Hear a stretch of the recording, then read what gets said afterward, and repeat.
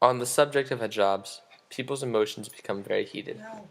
A good place to start is to talk about what a hijab and hijab culture is.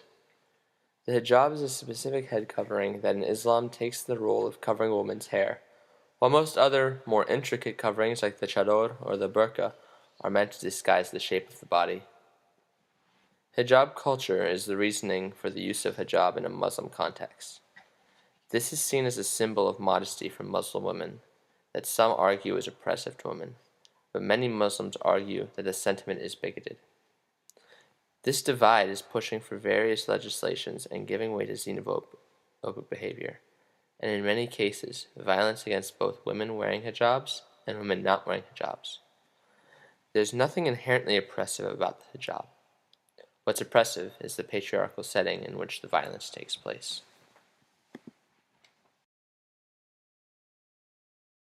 There are two main problems we will focus on. 1, violence against women for wearing a hijab, and 2, violence against women who do not wear the hijab. Let's talk statistics. From 2000 to 2006 in the United States, there was a 674% increase in complaints regarding Muslim civil rights. In 2006, 154 of the complaints from this report were caused by discrimination towards women regarding their headscarves.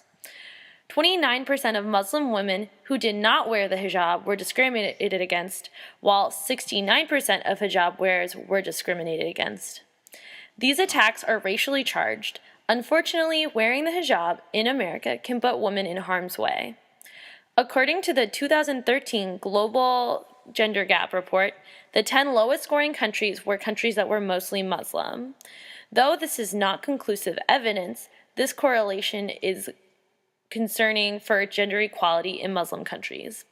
According to a Vice News documentary, 160 women a year are victims of acid attacks by their husbands or family members.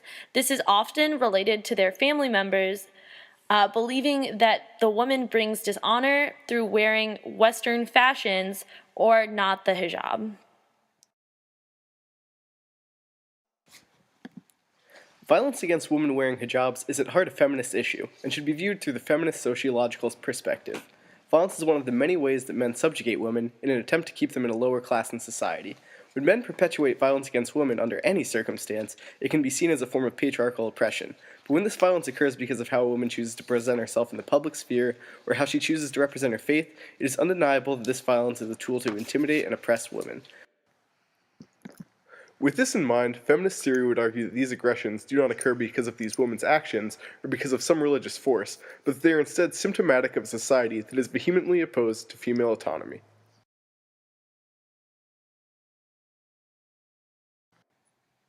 Policy recommendations help in the fight against violence women face for wearing or not wearing hijabs. Hijabs are a symbol and an expression. We need to help try and spread knowledge and understanding. More media attention needs to happen. Basic human rights need to be obeyed and enforced with severe punishment for attacks that do happen. Taking a stand against this violence is a must. An example of taking a stand would be the women in Libya wearing purple hijab to take a stand against domestic violence. A similar approach could be done to fight discrimination that women face.